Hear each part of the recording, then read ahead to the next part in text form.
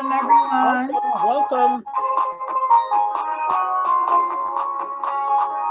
Welcome, everyone.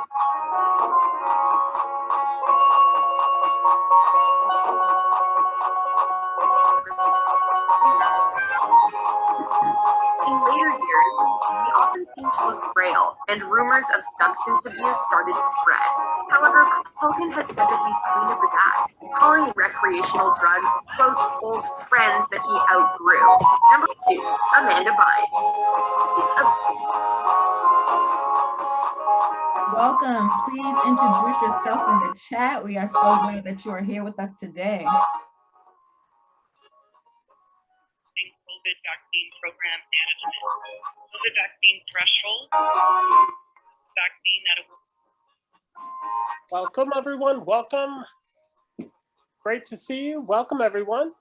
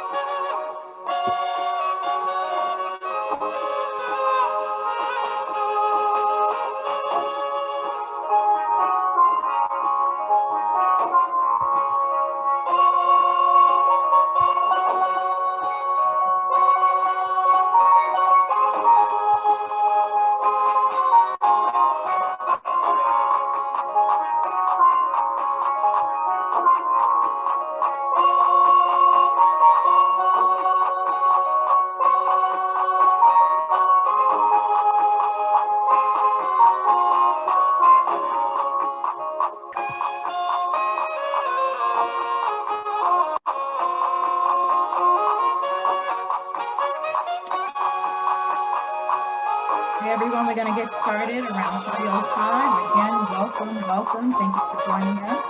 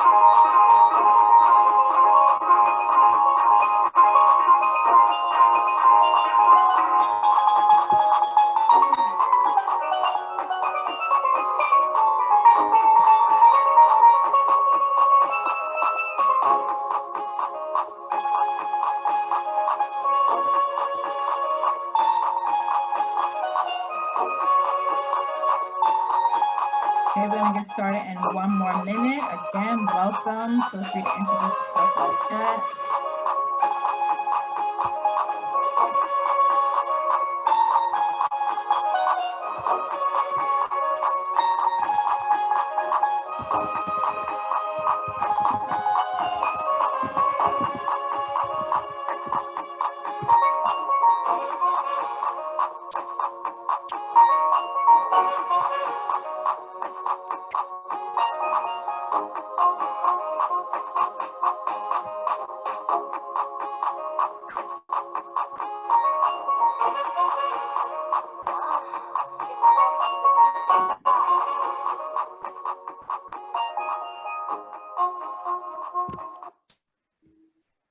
Good afternoon, everyone. Welcome, welcome, welcome. It's exciting to have you all here. With that, I shall welcome you all again. You're in for a wonderful and exciting afternoon to learn of great things that are happening at the East Flatbush Community Partnership. With that said, I will share with you, my name is Anthony Parker. I will be your moderator this afternoon. And with that said, let's share the agenda.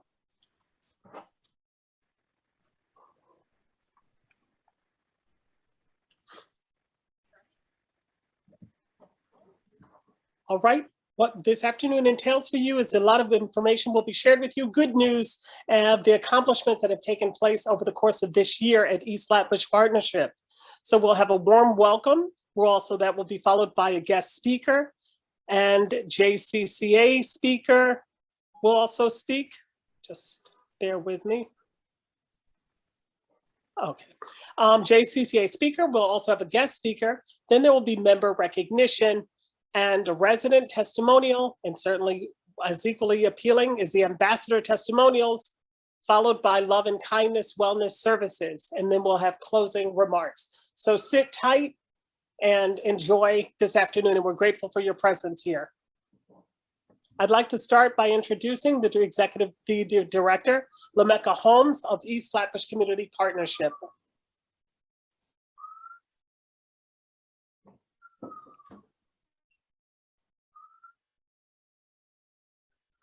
You're muted. Hi, everyone. Thank you so much for joining us today. So grateful that you all are with us. I actually wrote something to share today. I typically don't write things, but I'm going to read what I wrote. So today's theme is resilience. And I'm so grateful that you're here with us today. In light of everything that you and everyone in your orbit has experienced, the great thing to say is that we are here today and we are resilient. The capacity to recover quickly from difficulties. We are resilient. The process of adapting well in face of adversity. We are resilient. I am resilient. This has been the most challenging year of my life. Although the events of this year don't compare to what I've endured as a child, this year was the most challenging because I decided to feel the pain and work through it.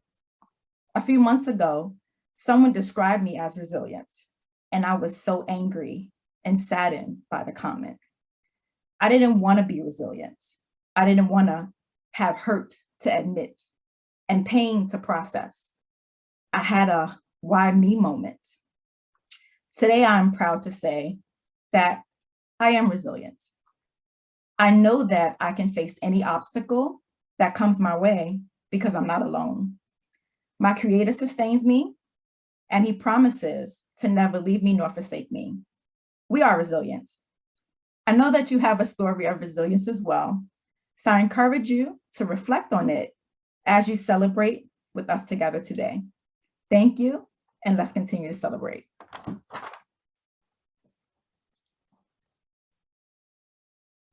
Thank you, Lamecca. Next slide.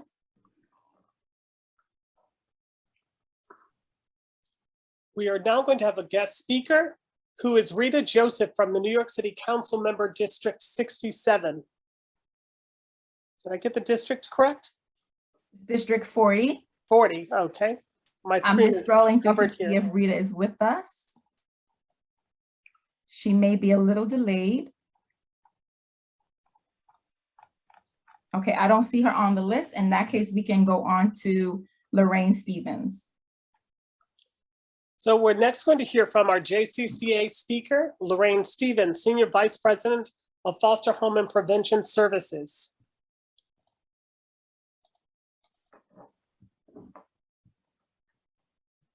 I'm still learning how to use my mute and unmute button.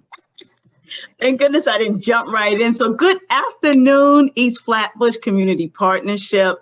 I am extremely excited to be here with you today. I'm not able to make many of these meetings, so when Lamecca asked me to come in and speak, I just was overjoyed and said, I'm going to make sure that I put it on my calendar and can talk to you as a group. Again, my name is Lorraine Stevens. I am the Senior Vice President of Foster Care Prevention and the Community Partnerships at JCCA. I'm honored to work for a 200-year-old nonprofit whose mission recognizes it's our responsibility to make the world a better place. At JCCA, we recognize in order to create a just future for New York City's children and families, we must bring together community supports that inspire us to share our resources. We are honored to be the backbone agency that supports the partnership, a partnership that recognizes that solutions to supporting families in East Flatbush must come from community-led solutions. not our solutions, but community-led solutions. A partnership that recognizes when we invest in our neighborhoods, they succeed. And when a neighborhood succeeds, the entire city succeeds. So as we reflect, Lameka asked me to do a little bit of reflection on 2020 and 2021. It has shown us how important this partnership is. That COVID, the pandemic, revealed to us the underlying racial disparities in the access to healthcare, education, housing, economic opportunities. And we know when there are disparities that determines one's future. So the East Flatbush Partnership stepped up during this time. COVID did not discourage us, it only encouraged us. When others went on lockdown, what happened? We went to work, right? You guys went to work. You connected families to resources. You distributed PPE, disinfectants to community members. You coordinated testing and vaccination sites, provided food, gift cards, more and more essential resources, paid electricity bills, right, through gift cards, back rent. We also sponsored Get Out to Vote during this pandemic, right? Because we understand the importance of representation in our communities, right? And so that's just to name a few.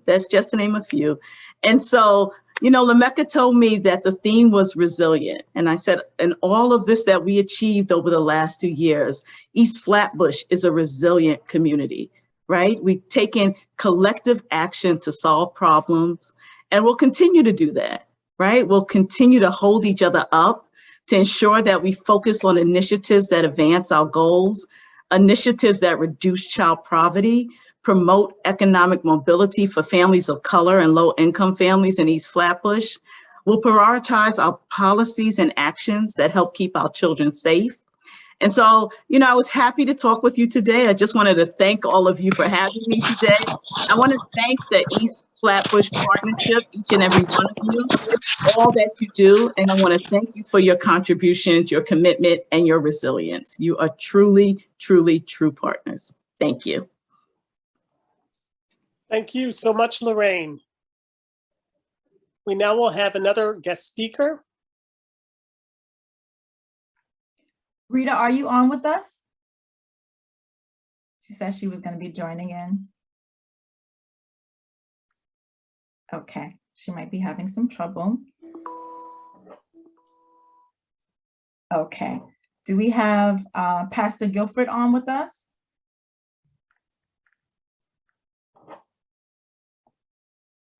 Okay.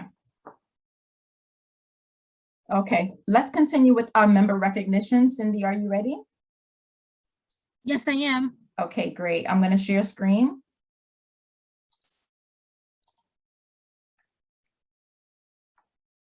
And so again, we're going to have a moment where we're going to have member recognition with Cindy Reed, the community organizer for East Flatbush Community Partnership. Welcome, Cindy. Thank you, Anthony. Welcome, everyone. We're happy for you to be here with us today. I'm ready for the next slide. So we're going to highlight our governance team. These are individuals that meet with us on a monthly basis, helping us make the decisions that we have taken apart for the partnership. All of the things that we've done, we haven't done it just on our own. We meet with this team monthly, as I said, and making those decisions, and their input has been grateful and helpful, and their assistance in those things has also been grateful as well. So highlighting, I'm sorry, I'm going to butcher some of these names. I apologize. Alejandro Latera from New York Housing Authority, Anthony Bowman from Administration for Children's Services, Carlene Ferrier from Metro Plus, Cruz Fluxmans from New York Psychotherapy and Counseling Center, Carlene Garden from NYC Department of Health and Mental Health, Carlene Kidd from Lenox Road Baptist Church, Jackie McKinney from New Visions, and Lawrence Norman from Bridging Access to Care.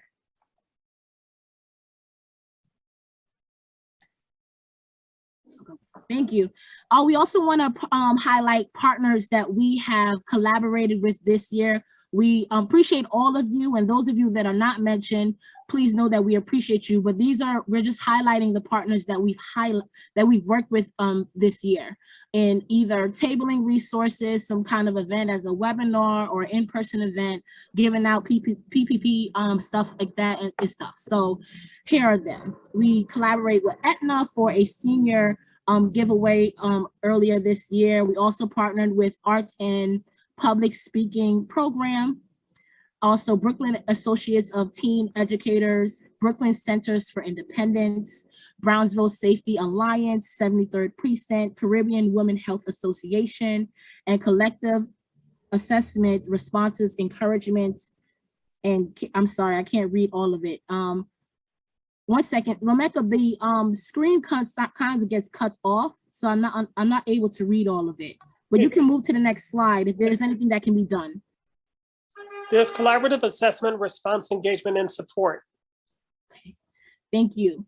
Next is East 29th Street Block Association, East Flatbush Village, Flatbush Tenants Correlation, Gilead Sciences, God Squad, Health Information Tool for Empowerment, Heights, also Health First, Hope Center Development Corporation,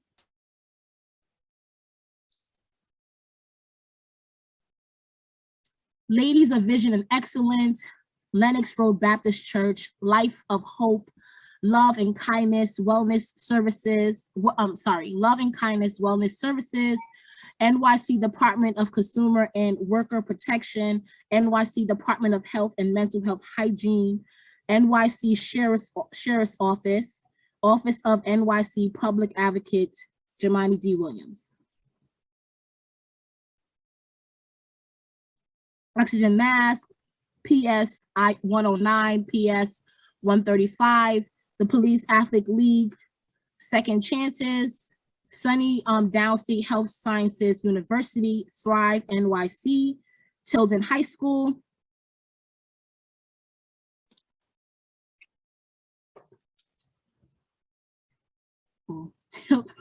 Tilden Senior Center.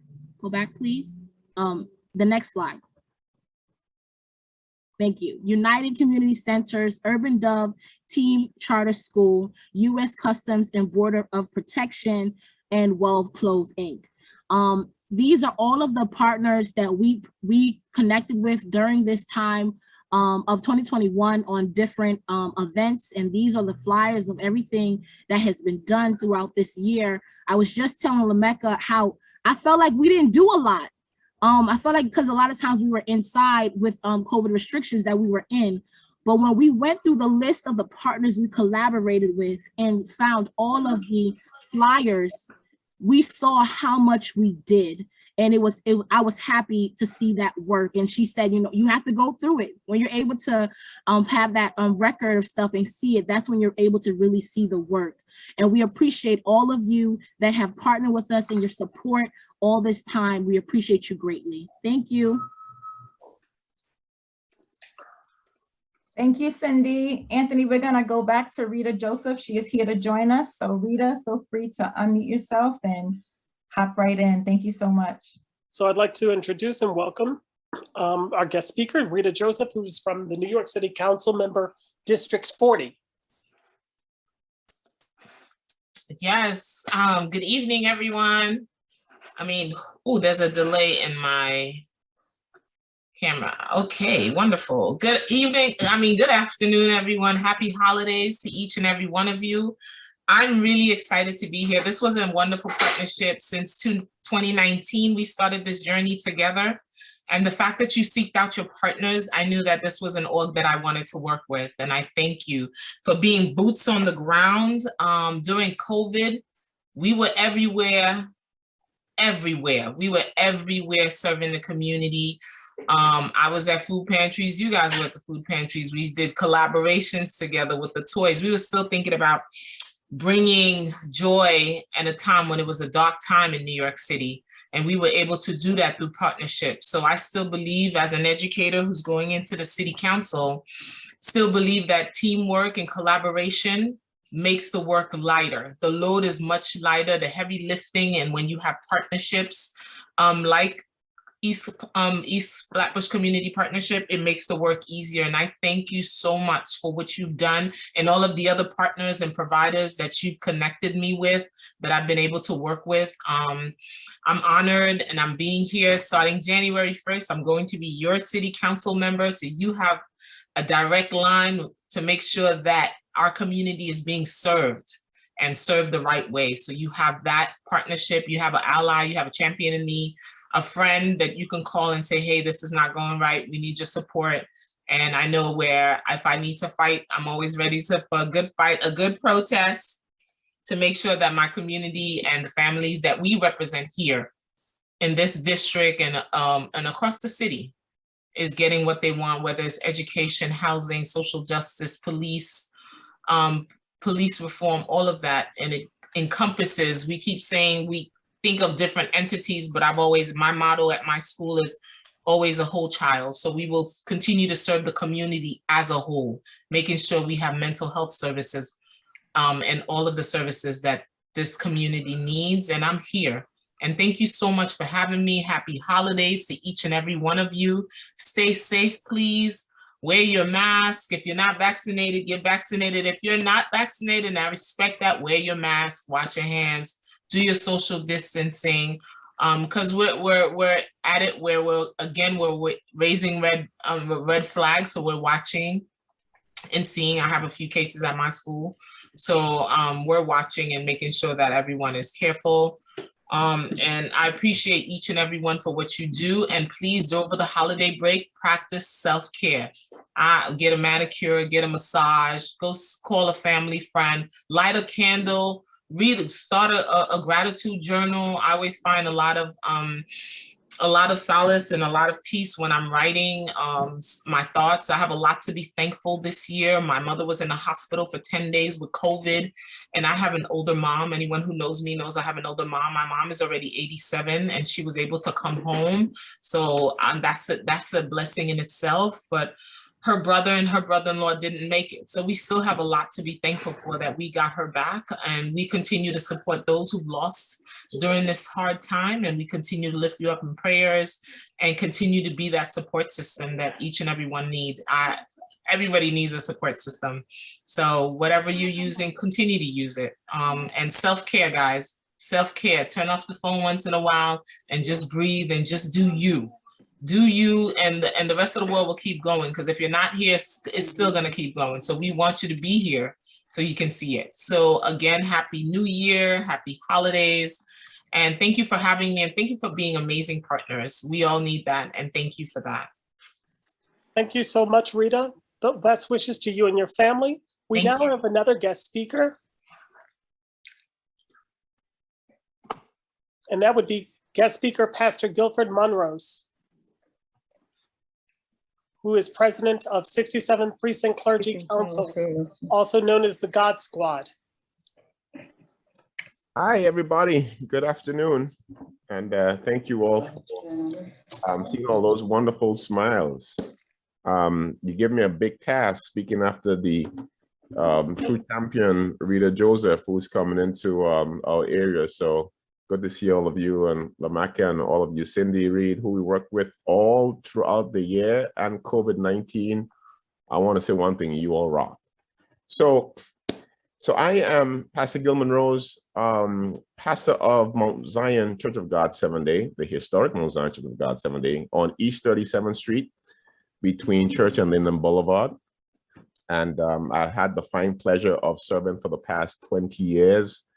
And the past 16 years as a senior pastor, well, 17 years.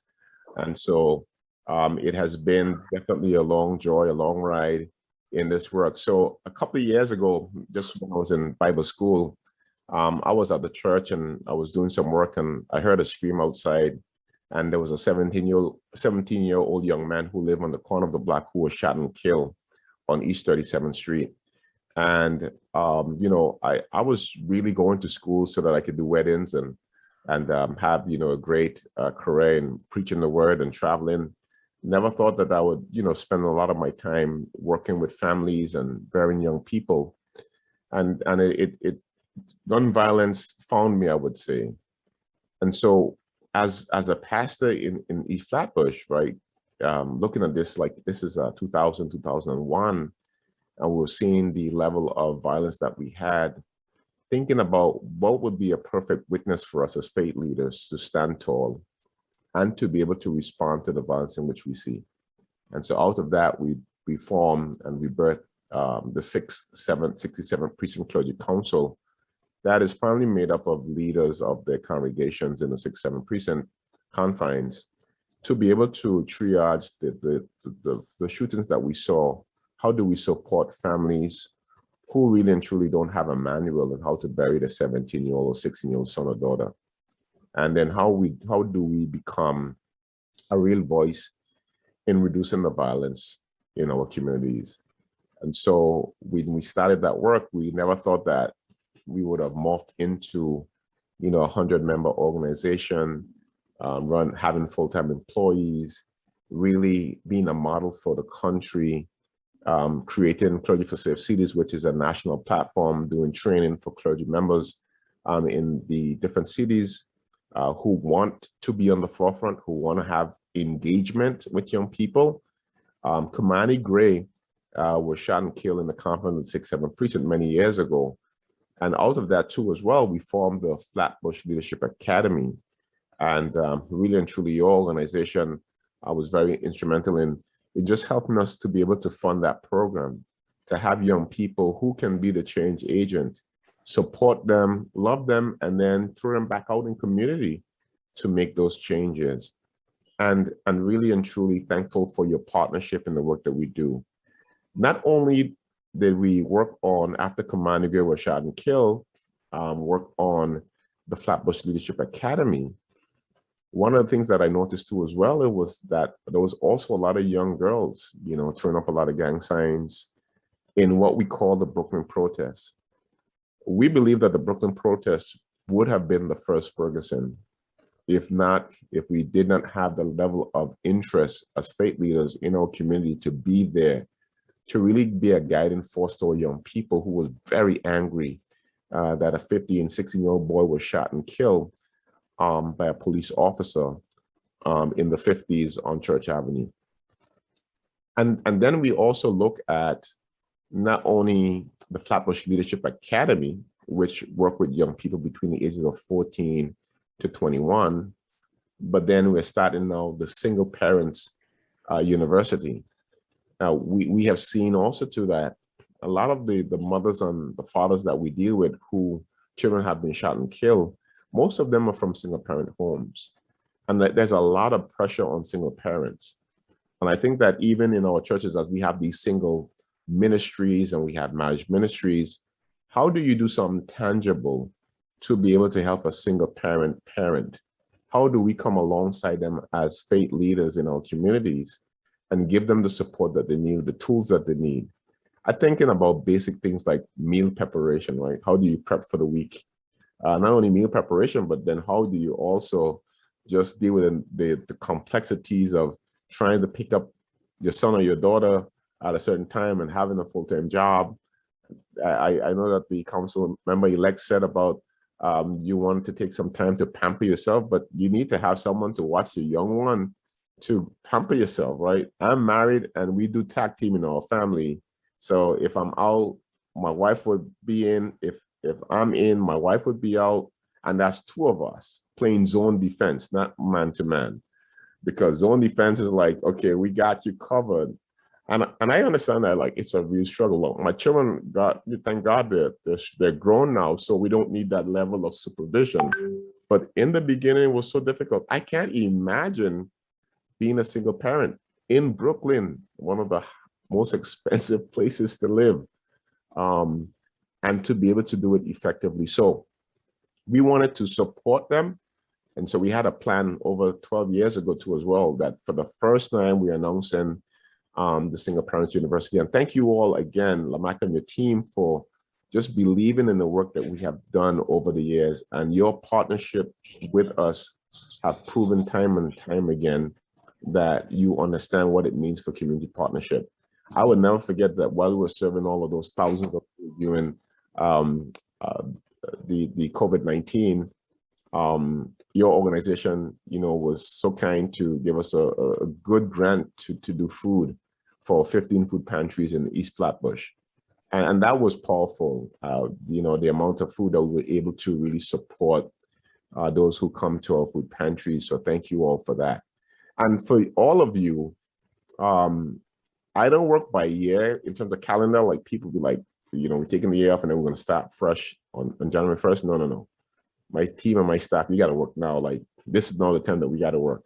So I want to encourage you to continue to do that work like now and next year. And then also to look for real good ways to partner with organizations that can really make a difference that you think. Not all organizations have a good website or have a social media person or on TikTok or on Facebook. But if you really travel and you walk Brooklyn or wherever you are tuning from, you can find like really powerful people doing extraordinary, powerful things every single day that you would miss if your ears is not keen to what is happening in your community. So I want to challenge you that if you are someone who look at grants or who's someone who read proposals, that sometimes the commas and the mistakes and the punctuation mark and maybe the fonts are not totally correct, but there's a great idea, you should try to find out, let me find out that person's game. Like you really put in your application, but yet still you don't have all the stuff together. Don't just say, you know what, we're on to the next. Because in all of us, in all of you, someone definitely took an opportunity on you, right? My first job interview, they'll probably say, this boy have this great idea. I'm like, nah, we can't do that. And a lot of people said no to us. A lot of people said no to me. Like, you think that the Clergy Council will be the only group of clergy in New York City as part of the crisis management system? That's a lot of guts. That's a lot of thinking. That's a lot of, saying, yes, we could do it because we believe in ourselves. So I trust and pray that the work that you're going to do, all in this nonprofit space, that God is going to bless your efforts and your work and the organization in which you work for. And I hope you continue to climb and be a great voice in the city because we need good people like yourself. So thank you all. And it's glad to be here today and good to see all of you and your wonderful faces. Thanks again.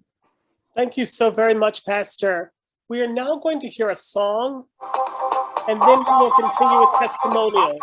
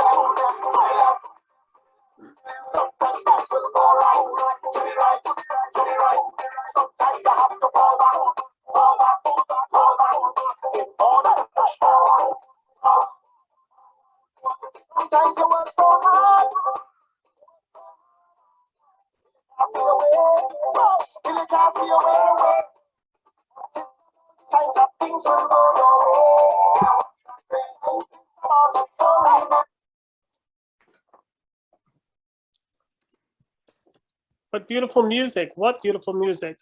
I'd like to first thank our speakers for their wonderful contributions and information that they shared with us.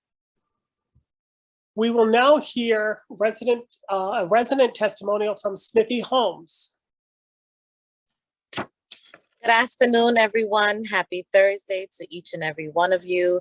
I first want to thank the East Flatbush Community Partnership for allowing me to speak about all the positive and awesome things East Flatbush Community Partnership has done for myself and the Flatbush community, especially the zip code 11226.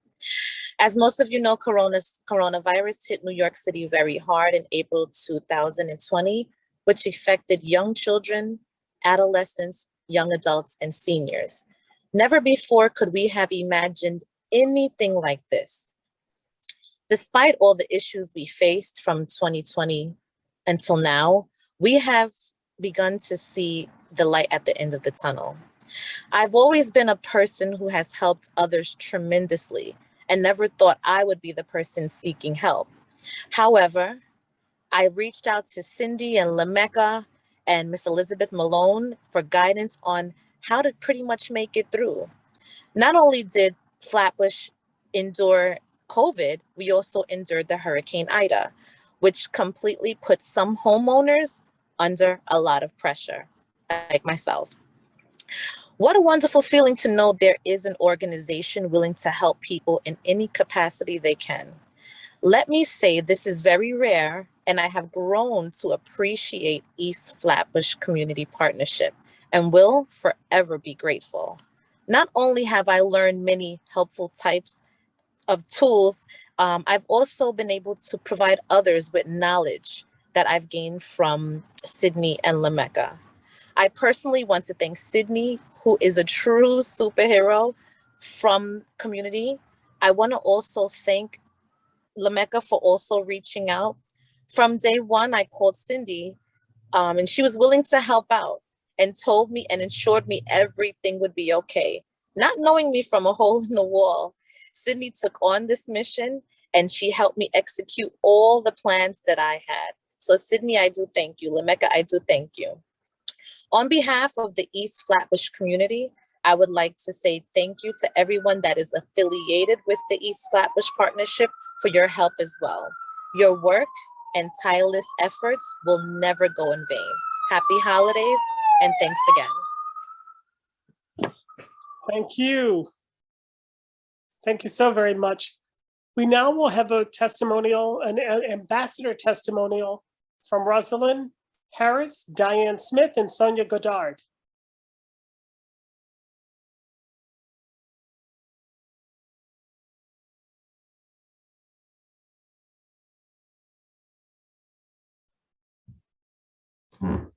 Good afternoon, each and everyone. My name is Rosalind Harris. I'm a community ambassador for the East Flatbush Community Partnership, and I will share a brief testimony.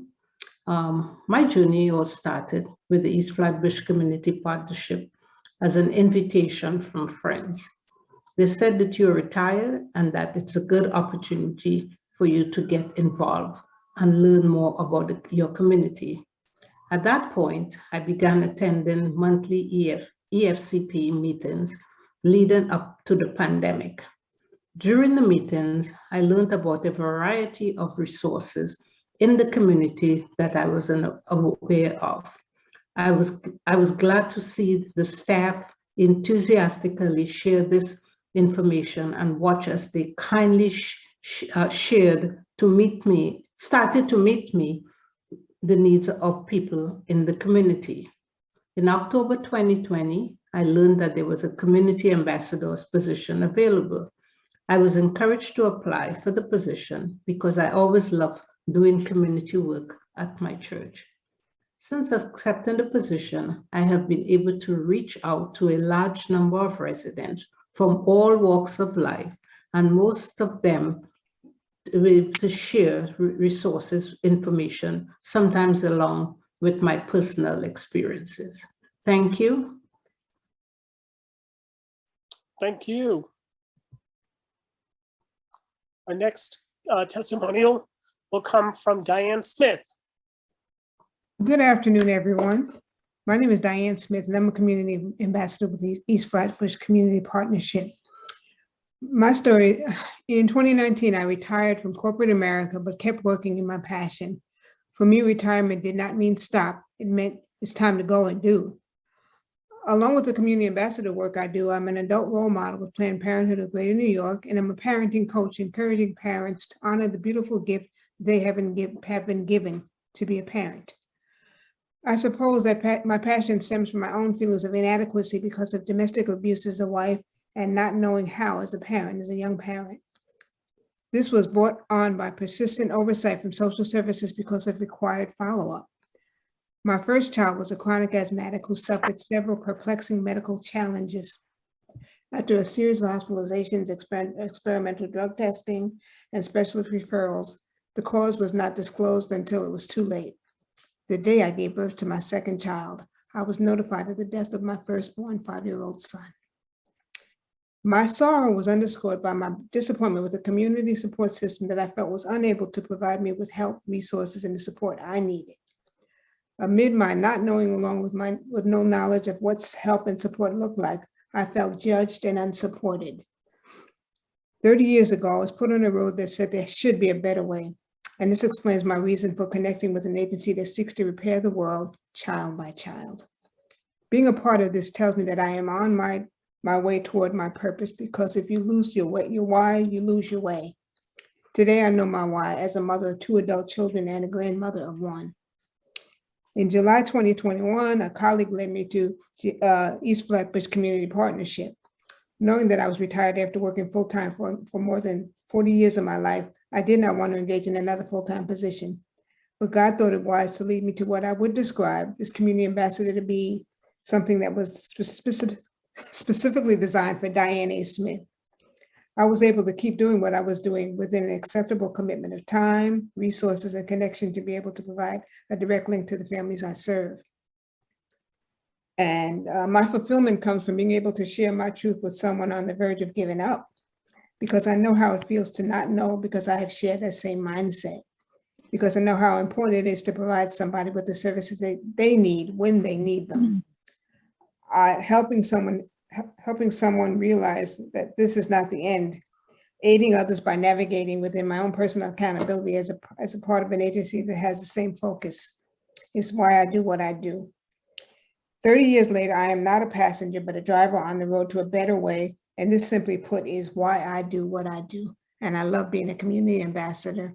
And I want to wish everyone a happy holiday. Blessings. Thank you. Thank you so very much, Diane, for your personal testimonial. It's heartfelt. And we have another ambassador testimonial from Sonia Goddard. Hi, my name is Sonia Goddard, and I am a community ambassador here with East Flatbush Community Partnership.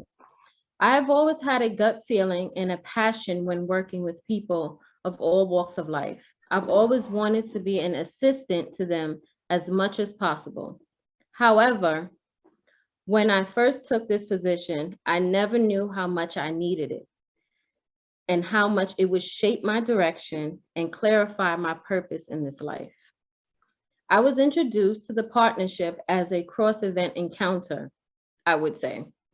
I am in my prior position as an assistant program director, I was tasked with putting together a mini health fair on short notice. So I worked diligently to put it together and make it a success. I was connected to Cindy Reed by another individual as an organization that could provide tabling at the health fair and many resources that the community needed. Cindy and I conversed via email, then agreed to a Zoom call so I could officially speak prior to meeting for the first time at the health event. The Zoom meeting was effortless. It flowed on our things about ourselves, our outlook on the world, and the need we saw in our community. Before our meeting ended, Sydney talked to me about the community ambassador position, and how she really wanted me to apply for it. I told her I would think about it. Fast forward to the day of the health event, I met Cindy and Lamecca in person. After meeting them, I looked more into the position and applied. As they say, the rest is history, because here I am as a community ambassador today. In this role, I have been able to learn so much, connect to things I had no idea about before in my community, and meet some strong, resilient, incredible residents. One resident that I recently became in contact with stands out the most in my mind. I met her through our community aid programming for utility assistance. I called her to inquire about the necessary documents that she would need, and we got to talking. After talking to her, I realized that she was in very need of many services, but she was intimidated by the services that the city offered because English wasn't her first language. So things on the application, she didn't understand. I spent time talking to her, reassuring her that there are organizations in our community that can help her fill out the application and that had individuals that spoke her language that could definitely navigate her through the system.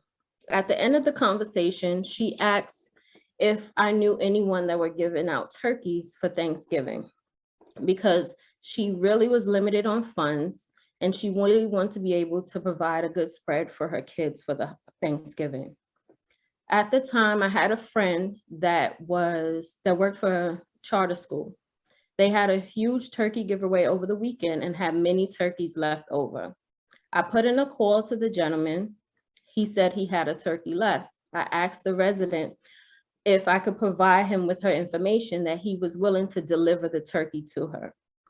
I never expected the response that I was told that she gave. When she came out the building to my friend, she said, "You have my turkey? You really, really have my turkey?" He said, "Yes, Miss Sonia sent the turkey for you."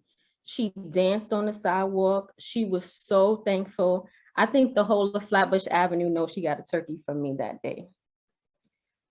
She called me afterwards and she cried on the phone and she said, "I can't believe you really got me a turkey. And it was only 2 hours since I talked to you." I told her she cooked that turkey and when they were eating it, that to definitely think of me, because I would be definitely thinking of her when I was eating with my family.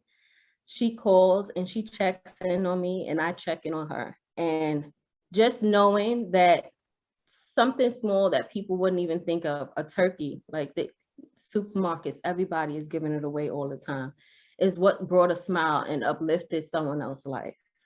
And those are the things that I cherished in working with the partnership. I wish everyone a happy holidays, to always think of the little things, just waking up to see another day. That's a blessing. And to just, everything you do, pave it forward. Enjoy your holidays. Thank you so much, Sonia. And all of our testimonials, our resident testimonials, as well as our ambassador testimonials, are certainly heartfelt, and they underscore the necessity and the great work that takes place at East Flatbush Partnerships. Next, we'll hear from Dr. Danielle Waldron, a clinical psychologist, and Ms. Victoria Valentine, a junior clinician, both from Love and Kindness Wellness Services. Good afternoon, everyone. Thank you. I am Dr. Danielle Waldron, and I represent Love and Kindness Wellness Services here in the East Flatbush community, located on Kenilworth Place, close to the junction.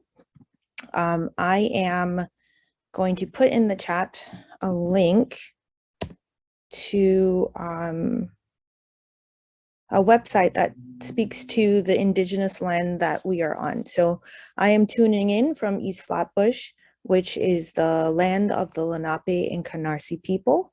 And I will quickly turn it over to my colleague, Miss Victoria, so that she can introduce herself and then we can get started. Hi, everyone. I'm Victoria, the junior clinician at Love and Kindness, and I am actually up in the Bronx, which is Wappinger and Lenape land. Thank you, Victoria. So if you wouldn't mind, if you can just use that link to locate yourself, and you can drop it in the chat on the land that you are currently on. So I wanted to invite people who feel comfortable. I know a lot of folks may still be at work or busy, but if you can join us on camera, if you're comfortable, that would be really great. If not, feel free to use the chat to drop, messages and things. We want to make sure that our time with you is as interactive as possible. So let me first say thank you to Lameka and Cindy for inviting myself and Victoria here today. We are relatively new to working with the East Flatbush Community Partnership starting just a few months ago, and it has been a really fruitful relationship. As being a part of the East Flatbush community, as someone who works here and also lives here, it's really important to know that such an organization exists and is looking out for the benefits of its community members. So thank you all for the work that you do. So let me get started by telling you a little bit about Love and Kindness. We are a private practice, a group private practice that approaches therapy through the lens of Indigenous and land-based approach. So we are often thinking about cultural aspects that influence therapy and also have a heavy emphasis on nature and connecting with nature as a resource. We offer individual therapy, group therapy, and a number of wellness workshops, including movement, yoga, and Black Women Speak, which is a group, a monthly circle for Black women who are interested in just talking about various topics. And additionally, Victoria and I co-facilitate a group on anxiety if anybody's interested. So Lameka started off today's event with, oh, thank you, Sonia, Muncie and Lenape Land. Lameka started off today's event by giving a definition of resilience. And I just want to emphasize that again and reiterate for those that missed it. So resilience is the process of adapting well in the face of adversity, trauma, tragedy, threats, or significant sources of stress. It is an understatement that the last year, almost 2 years, have been a constant flow of stress and threat that we've had to face.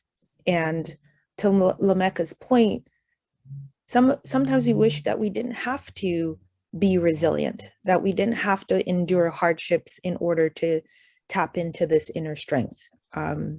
But oftentimes we don't get the choice to avoid hardship. So I think that it is really nice that Lameka was able to come to this place of appreciating and kind of tapping into that resource as something that will help you move through whatever hardships you might encounter in the future. So keeping in line with the theme of resilience, we wanted to start off today by just doing a quick grounding in resilience, to tap into that resource, to get into a relationship with it so that it doesn't feel as something that you should be ashamed of or something that you should meet with anger, but one that you should encourage into your life and look at it as a tool and a resource and a guide to help you navigate whatever tough situations might occur in your life. So if you are able to find a comfortable position, you can either close your eyes or soften your gaze. Just get comfortable. If it feels more comfortable for you to turn off your camera so that you're able to get into the grounding, then that's fine. But just get into a comfortable position, close your eyes or soften your gaze so that we can start by taking a nice deep breath in, slowly through the nose, holding at the top of that breath, and then slowly exhaling through the mouth.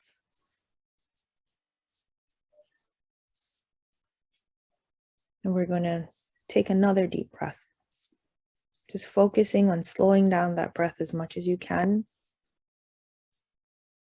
holding at the top, and then slowly exhaling. Just feeling your body relax,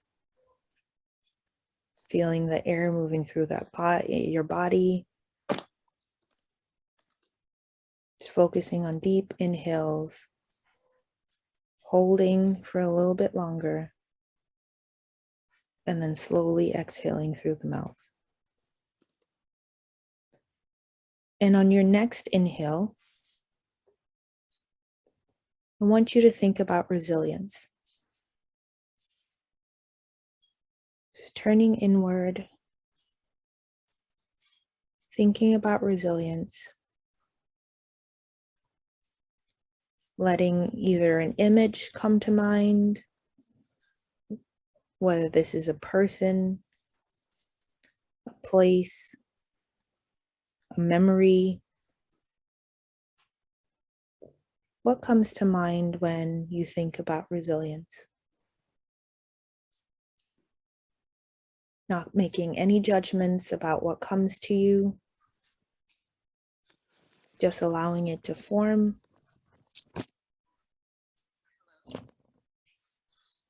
And just sitting with it.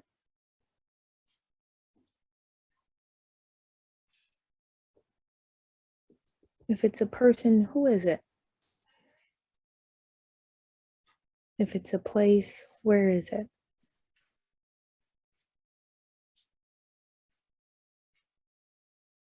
In this memory, are you alone? Are there others there? Are there things that speak to you that offer a sense of strength, a sense of safety? Just allowing it to form in its natural way.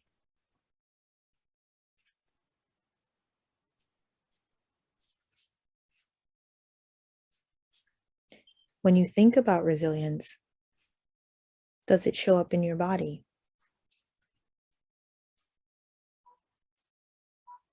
Does it feel like a heaviness on the shoulders? Is there any tension when you think about having to be resilient? Just taking the time to notice wherever it might be showing up for you.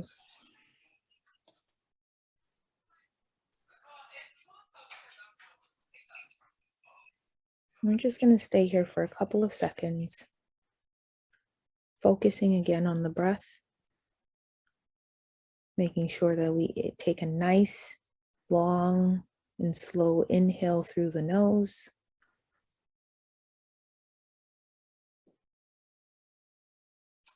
And exhaling slowly through the mouth.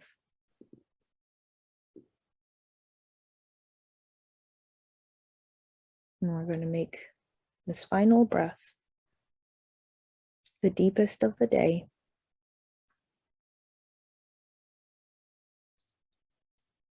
And slowly exhaling through the mouth.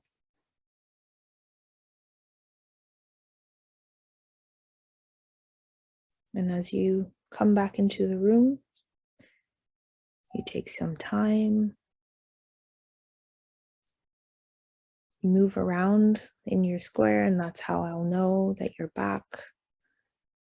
And if you have your camera off, if you can give me like a thumbs up or a reaction or something in the chat, that's fine, if you can.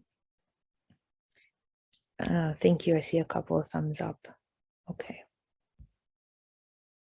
Would anyone like to share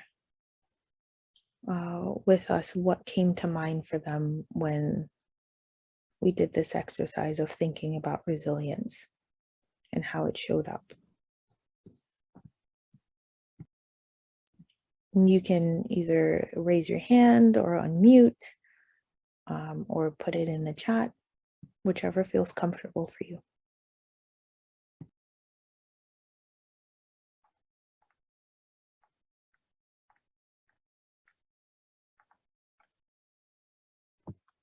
I thought of myself holding a diploma with a very long road behind me. And when you asked where it felt in my body, it felt in my heart. When you asked about the word that we think of, the first word that came to mind was fight.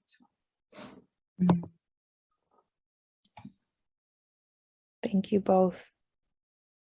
I see Michelle Russell has a hand up. Good afternoon, everybody. Happy holidays. I don't know that I thought of any one particular word or had a particular vision more than beyond just being very much in the moment, which is something that is important to wellness and healing and the process of just getting through the hours of the day. So thank you for allowing that breathing exercise, and thank you for giving me a moment to take a moment to be in the moment. So thank you. I'd like to go next. Yep. I thought about just the year, just everything that's happened to me, and just being here today and pushing through and seeing my kids still strive when I thought that I was going to fall, and still being able to stand for them. So that was my thought. Thank you so much to both of you for sharing. It is really important to be present. And I know that there was a comment about self-care and that sometimes you're not able to indulge because of the time that it takes, you know, the demands of life. And I can understand that.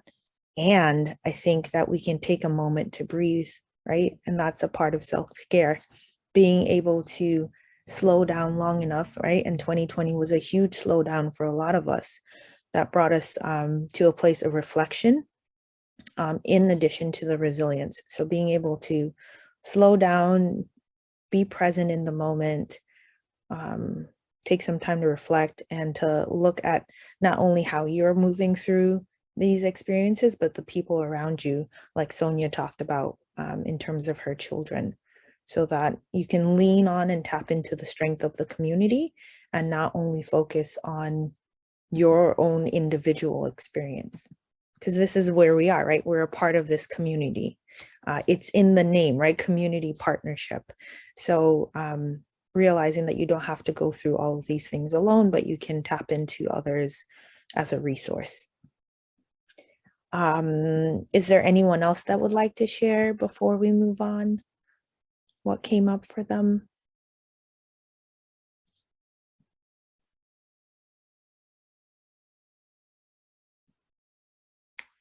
Okay. All right. Tori, I'll pass it to you. Sorry, Victoria. Either one works. So again, we're talking about resilience today. And I'm going to go back to that definition that Lamaka said earlier, adapting well in the state of adversity. I can't say that word. So when I think of that definition, I think of the phrase, when one door closes, another door opens. And so I thought we could do an activity together. It could be private. You could do it in your head if you have a piece of paper and want to write it down. That works also. You could even use your phone in your notes if that works. But I would like us all to answer a few questions. The first is, and I'll put them in the chat, thinking about this past year, because if we think about our whole lives, that could be a little bit too broad. But just in this last year, what was one door that closed?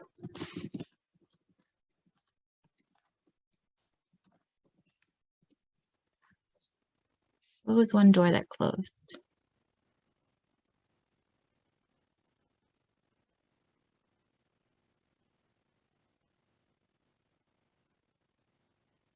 And take your time and think, but then also, when thinking of that door that closed, where did that lead you? What door then opened from that state, from that time where you thought things were just not going right. Things were just not happening the way you needed them to happen.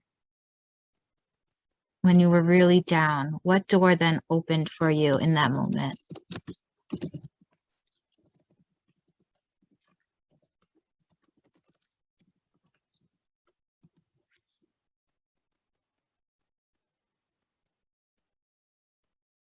And this activity is in no way to invalidate the door that closed, to take away from the pain that we might have felt in that moment. That's real. I want to take a minute to honor that pain. But it is a way for us to recognize the strength that we gain from these adverse moments.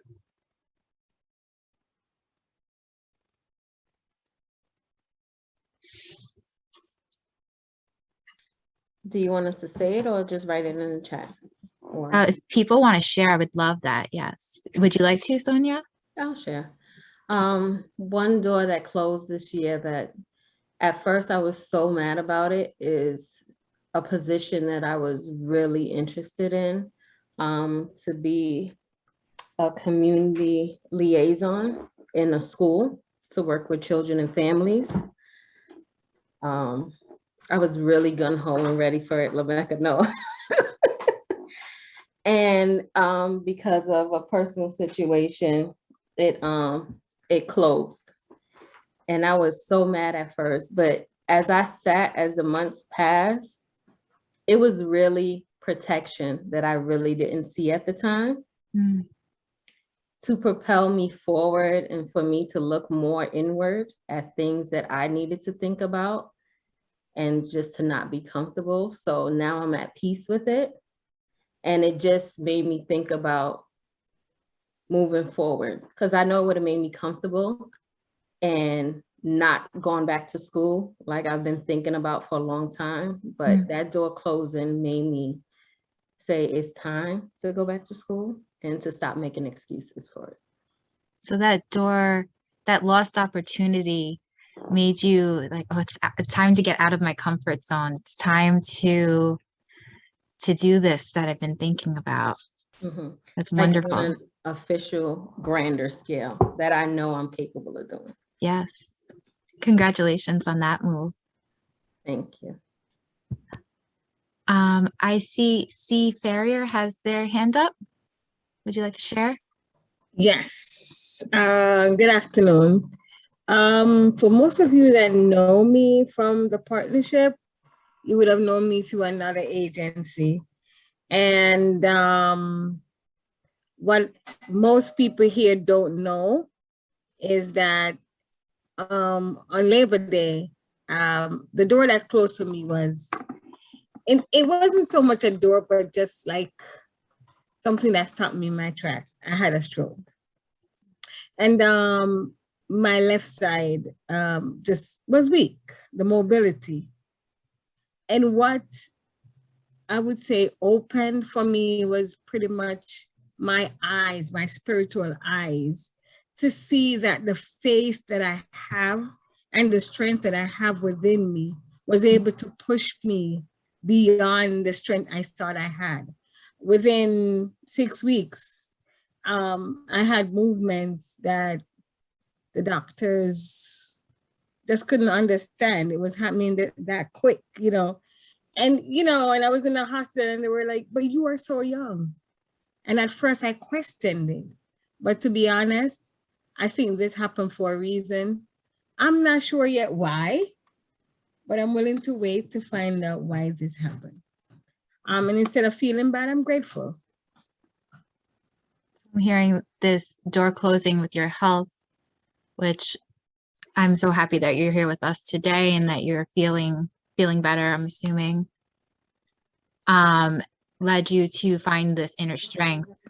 And maybe there's a door open and you know it's open, but you're not 100% sure what's there yet, but you know that door is open. It's pretty much just the affirmation that, have you ever wondered, do I have enough faith? Do I have enough strength? Do I have what it takes to push on, to be resilient?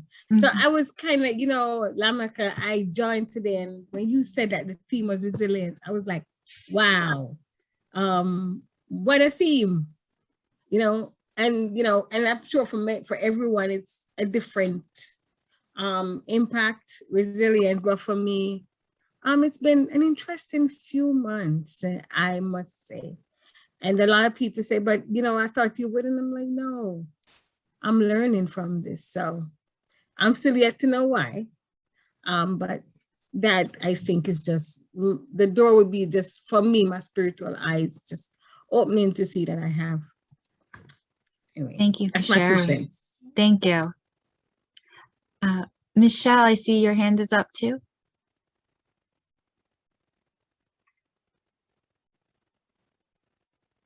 Sorry about that. I didn't realize I was on mute. Someone said they thought of the word fight for something, and that's definitely a word that, if I had to think of one, comes to mind in terms of what door closed.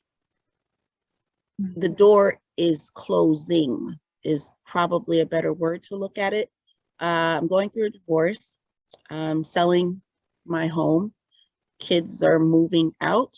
I just got diagnosed with some things, not just one, but more than one. There's some other things, and it's all in the midst of a pandemic that this is all occurring. So the door is closing, but I am a person of faith, and to God be the glory for the things. I know that no weapon formed shall prosper, and if I'm just still and be in the moment, as I said a moment ago, and this too shall pass. I know that there's light at the end of the tunnel, and I see it. And I know that everything happens for a reason. Freedom in a different form is forthcoming. And I intend to go boldly into that brave new day, one way or the other. I'm going to have moments. It's going to be a challenge to get through the hours, but I will get through them, and coming this far by faith. So the door's closing, but I know that there's another opening, and I can see glimpses of it. So Thank you for sharing. That door closing and transitions and changes in our lives can be very stressful. They can be a lot, but to see that new door opening, to have faith that it's there, that's wonderful. Thank you for sharing. And then I also see Joanna's hand up.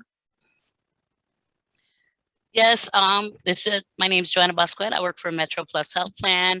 If everyone knows, I am Carlene's sidekick. I've been working with Carlene for 7 years now, and the door that closed was Carlene decided to take up another opportunity, and she left. So, and it broke my heart.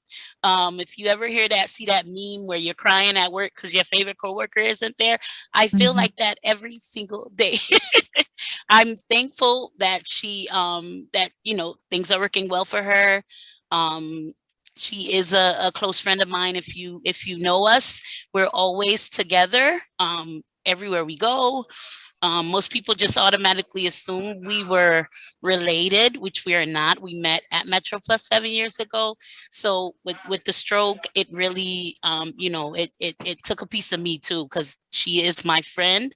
I was there every day at the hospital, and I'm continuing to be there for her.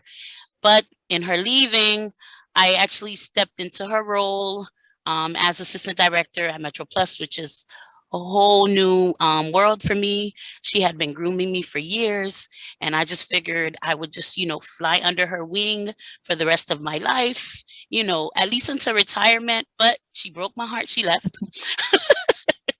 We're still best friends. I'm thankful for the opportunity, and it just like one door closed. Our time here at Metro Plus ended. Our friendship will continue, and now I get to step into some really. She's little. She's only 5'2", but she's got big shoes. If you know her, I put on some really big shoes to take on this role. But I'm so thankful for it. Thankful to be here with you guys this afternoon. Thank you, Joanna. And I just, again, want to reiterate that the door is closing. You know, you're not working with a close friend. That's hard. That's painful. That's a difficult transition. But then you could also still be happy to have this new role to celebrate in the new beginnings of something.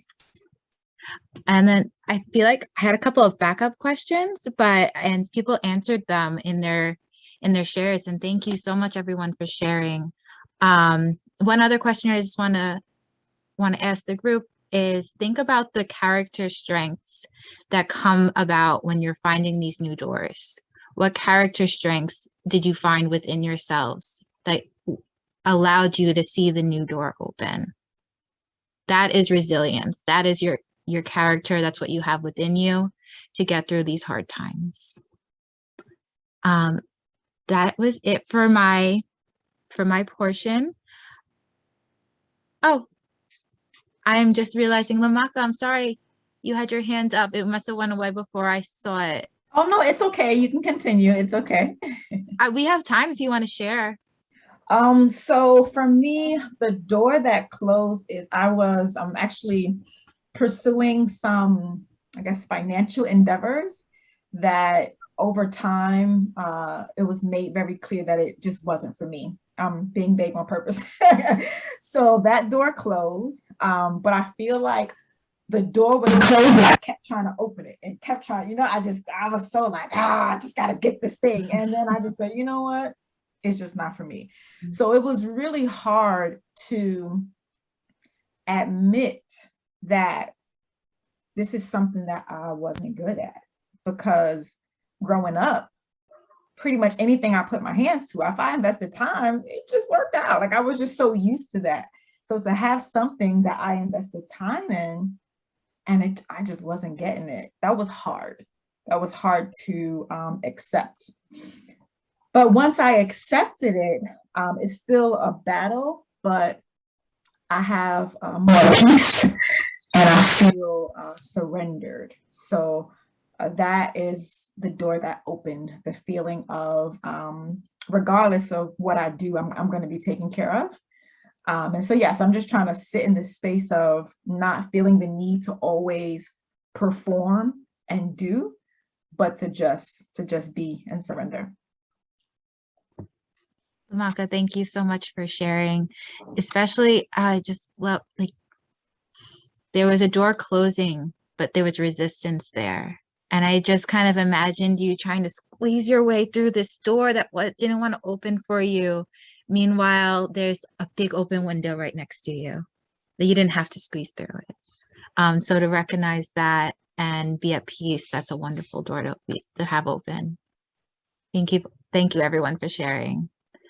So just to end, we always like to close the space up. We opened up today with everyone, so let's close our circle. And so by doing that, we would all just like to share 2 words, any 2 words that come to mind. You could share it in the chat. You could also unmute and say your 2 words. So to just add, Tori, thank you so much for leading us through that exercise.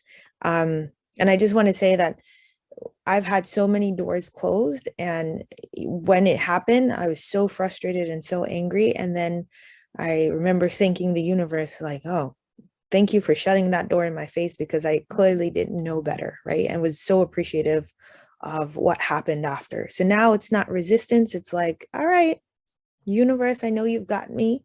So I know that whatever is coming next is what was meant to be in my path, even if we don't understand, right? So, oh, we already got a couple of words. So it can be 2 words based on like the things that we did today in terms of the exercises, 2 words of kind of encompassing all of today's event, or just maybe 2 words that you want to leave in this space that will embody how you're going to be moving forward after the event, to give some clarity. And you can unmute, or we can read it off in the chat. We've got optimistic and grateful, trust yourself from Ria, Cindy, release and courage, Sonia, faith and purpose, Charlene, love me, Lameka, peace, surrender, Anthony, gratitude. Diane, better days. Anthony, gratitude and joyful. Smithy, growth and peace. Sorry, I totally stepped in and took over, Tori. But if anyone else wants to share or to come off of mute and share those words, please feel free to.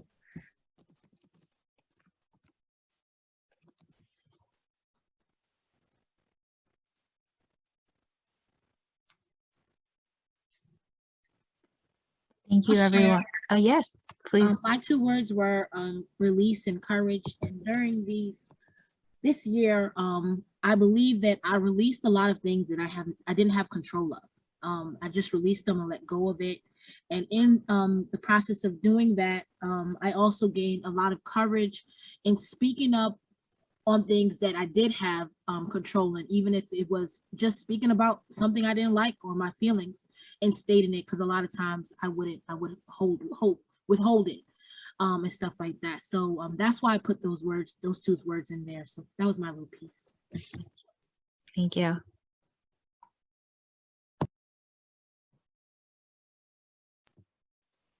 I guess I would have one main word, just faith.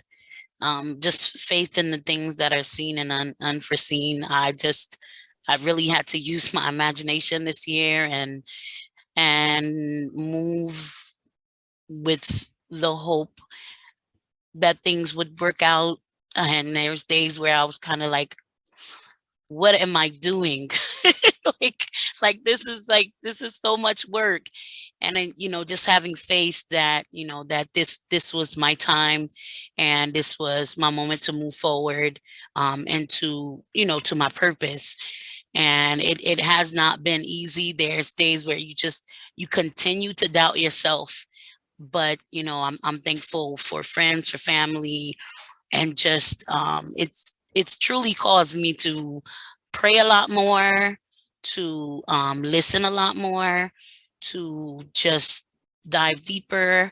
I found that I've become a better mom, even like my daughter, the 2 of us, our relationship, our dynamic has changed a lot. And I'm grateful as well. I was upset for a long time about my, New York City apartment, my old car. And I guess going through this pandemic, I'm so grateful to have an apartment that I'm not paying, $2,000 a month for, and to have a car that starts and takes me everywhere I need to go and takes care of me and my daughter. So it's definitely faith and gratefulness for me.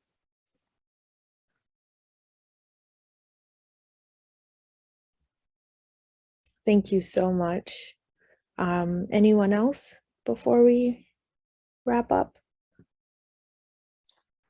I guess I want to say this is a great time that we've had here, especially this exercise, just to make us think about things that we don't think about every day, to just stop and just take a minute. And for me, it's a great segue into this weekend. I'm going to a spiritual retreat.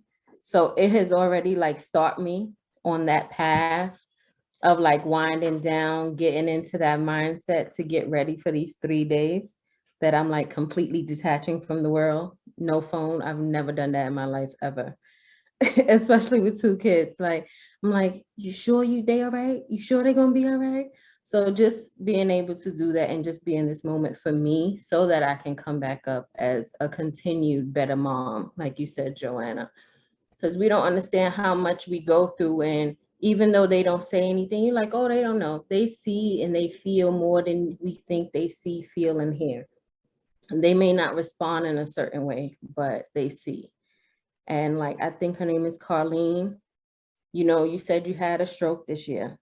You were me last year. Last year I had a stroke and people were like, you're so young. Why? I'm so sorry. And I was sorry for myself in the beginning. I was like, why me? I'm so young. How I had a stroke.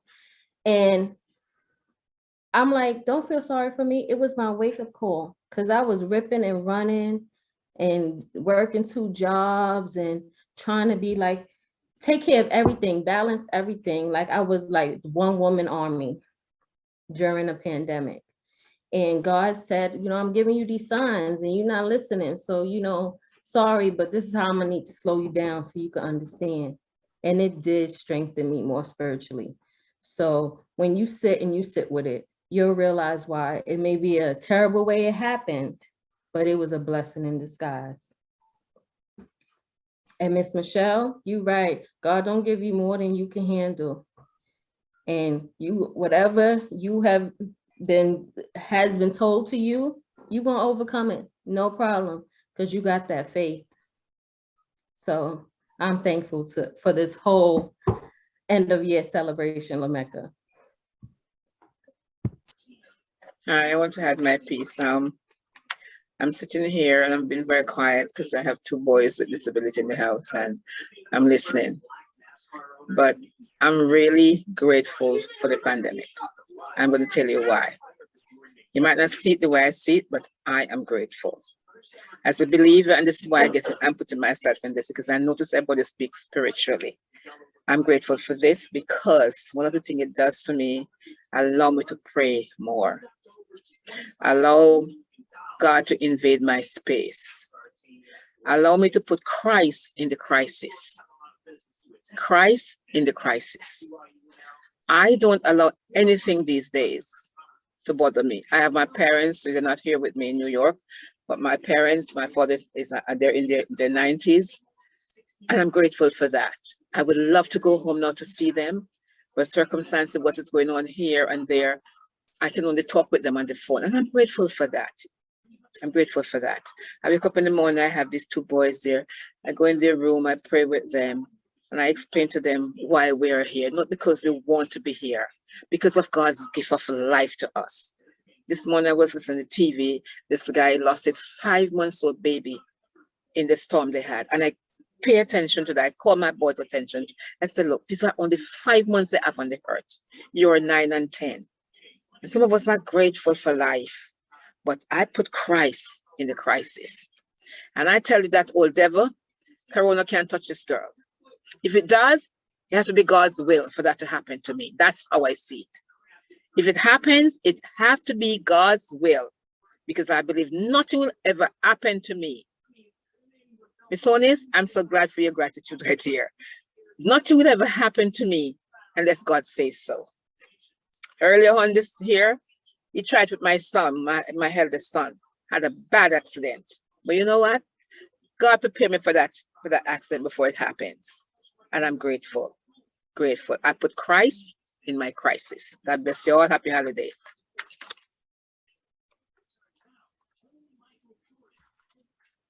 Thank you so much for sharing that. Yeah, thank you all. Anyone else?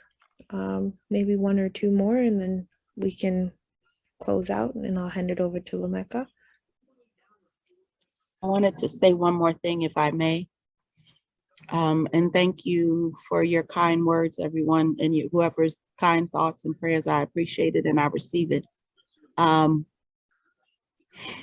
It's in addition to being in the moment, in addition to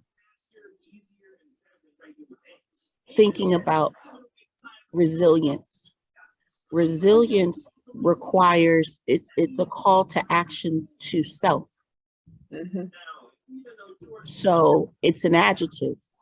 So you can't put yourself in a space of, oh, well, we learned about resilience today, so that's wonderful. And yeah, resilience. Now, what are you going to do? Do something with that word, have some actions behind it. And I've been thinking and praying about those people that lost all their lives, that 5-month-old and the 2-month-old and the 88-year-old and everyone in the 9 states and 60 tornadoes. Always be humble and kind. It's a song, country song, but mindfulness and gratitude, not just for others. All of us here are in the servitude of others. All of us here must have an altruistic personality. All of us here are natural caregivers. We wouldn't be here otherwise. That doesn't negate the fact that you need to provide for yourself wellness, self-care, service to self. And in doing so, there's nothing that you can do but rise. If you stay in that moment of resilience, you can't go down. That's not scientifically possible if you look to the hills. You can't. So all of us, I asked all of you to encourage yourselves and to rise and be resilient, move, action, and blessings. And my name is Michelle Russell. I'm with Brooklyn Center for the Independence of the Disabled, the New York Connects program, and my email is in the chat. Happy holidays, everyone. Blessings. Thank you. Thank you all. Thank you, Michelle. You stole my thunder. I was gonna say, no, I appreciate it. It was well said. So I'm only gonna emphasize the point of oftentimes that resilience is built due to a reactive response to a hardship. And we never take a proactive response in terms of resilience, right? So whether it's slowing down and not ripping and running anymore, whether it is taking the time to understand where you are in the world, where you want to be, what it looks like, reevaluating your faith, reevaluating your relationships, getting into that self-care, whatever it is, be proactive and take that action so that it's not always that you're in this place of what is happening to me, right? Why is this happening to me? But more so how it is happening to me and how can I address it in the way that feels whole and healthy for me. So with that said, I want to thank you all for being so open and honest with us and engaging with Victoria and myself. And we want to wish you a happy holiday and a happy and bountiful new year. And Victoria is going to put our information in the chat. Feel free to email us. We're on Instagram and all the socials. And if you just want to say hi, that's great. We love to know that, we're connected with the community. Yeah. We advertise all of our events on Instagram and all the social media platforms. We do provide a lot of events in different groups. Yes. Thank you so much. All right, Lameka, back to you.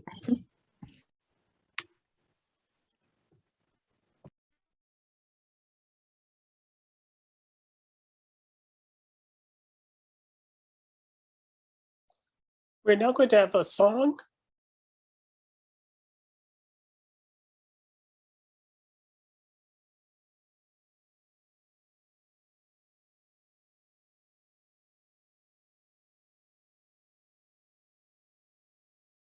I'm sorry, Anthony. I'm gonna go to closing remarks and we'll save the song for later. Okay. Yeah, sorry about that. So with that said, we're going to have Lameka give us closing remarks. Yeah, so I'm just grateful. I'm grateful for the space that we have where we can come together and be human, right? And just share what's really going on. So I want to thank everyone who participated in today's event. I want to thank the East Flatbush Community Partnership team, Cindy Reed, our community organizer, Rosalind Harris, Diane Smith, and Sonia Goddard, our community ambassadors. Definitely Anthony Parker, our wonderful moderator. Thank you so much. I want to thank all of our guest speakers and everyone who took part in today's event. I'm grateful that we have each other to lean on. And I just want to encourage you all to really take some time, if you haven't already, to reflect on this year and really think about who you want to be going into 2022. And I say who because more things to come, right? We don't know what the future holds, but all we have is the ability to make decisions about who we're going to be when those things happen. So I encourage you to really think about who you're going to be as life presents what life presents. So thank you again, Dr. Woodron. Thank you so much, Victoria. We appreciate you and the time that you spent with us today, definitely helping us to reflect and just think about how we can tap into the resiliency that we've developed over the years. So With that said, I'm actually going to open the floor. Not necessarily for program updates. I know we're used to doing that, but I do want to open up the floor to anyone who just wanted to introduce themselves. If you wanted to share anything that may have impacted you today. And then we're going to end the night off with a song that Sonia's going to play, and hopefully it'll sound okay. We've been having some technical difficulties, but I'm just going to open the floor up now for anyone who would just like to say hello and introduce themselves. Again, please no program updates, but feel free to just say hi and introduce yourself if you'd like to, and then we'll go into the song. Thank you.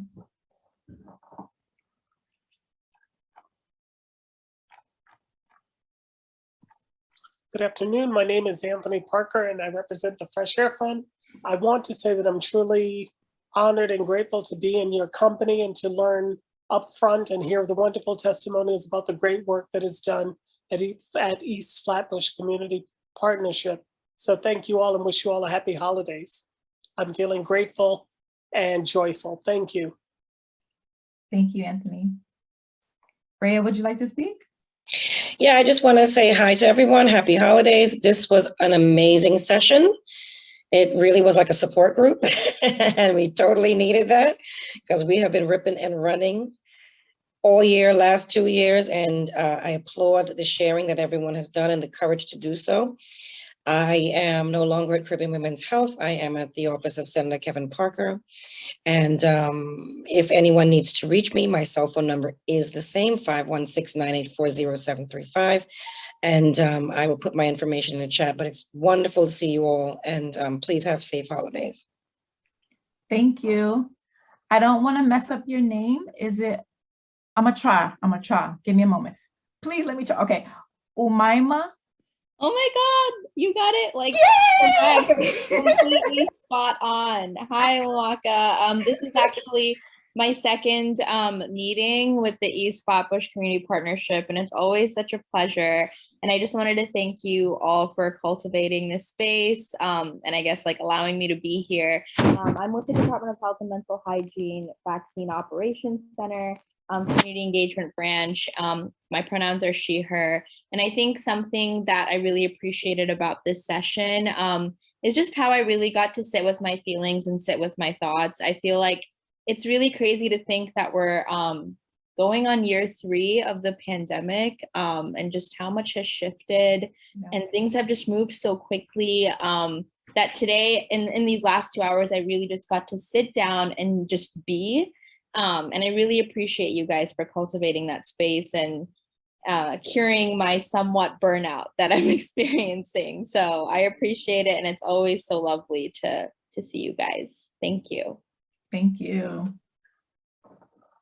Would anyone else like to introduce themselves and say hello?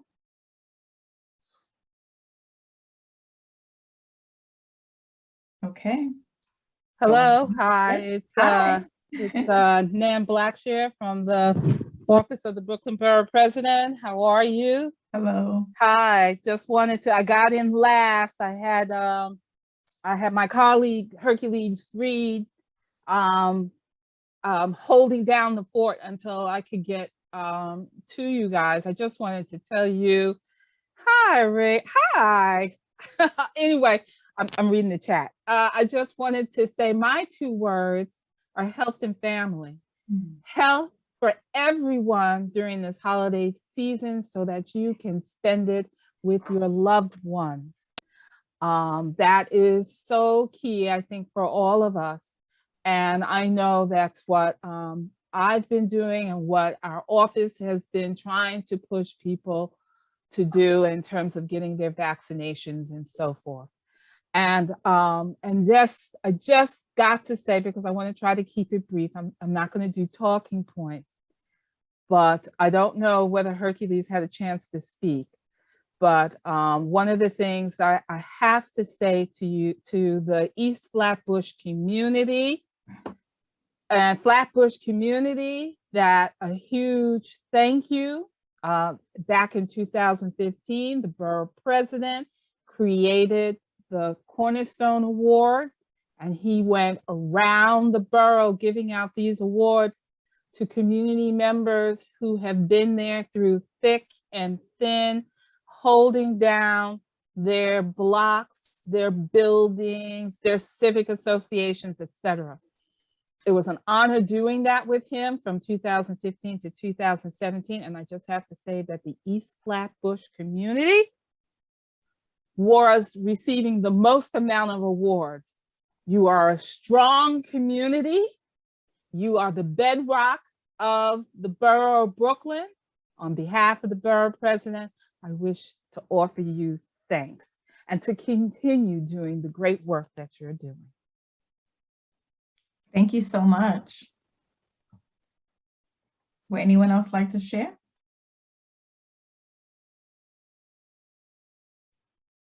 I would just like to say one thing. I'd just like to say thank you to everyone for their support.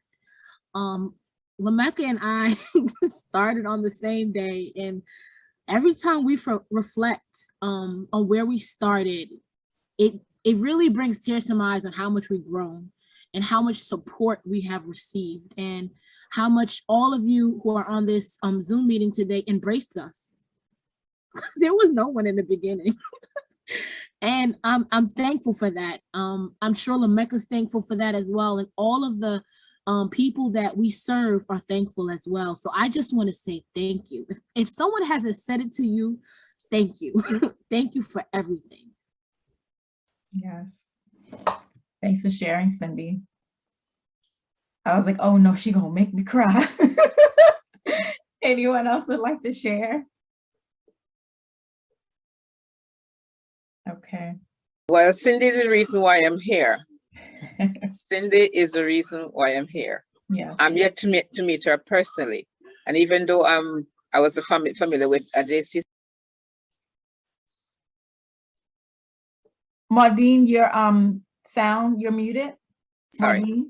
Yeah, she's the reason why I'm here. I think I missed maybe about 2 or 3 meetings for the entire year, but I always take it my duty to thank you very much, my dear. Not only that I've been in the meeting, but I use some of the people in your meeting.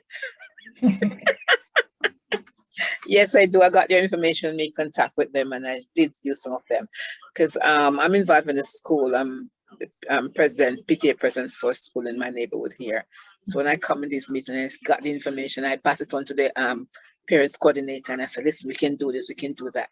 And thank you so much. May God bless all of you. Don't worry. Put God in the crisis. He will be there for all of us. There's nothing you're going to go through that God cannot see you through. All right, Cindy. Looking forward to meeting you one of these days, girl. All right. Thank you so much. Okay, we're going to wrap things up. Sonia, we're going to try to do it. Let's just play the last song and you can share your video and let the video play out. We thank you so much, everyone, for joining us. Feel free to stick on. If not, you can sign off. And it wasn't ready. Oh my gosh. Thank you so much. Have a great evening, everyone. Let's go back. So.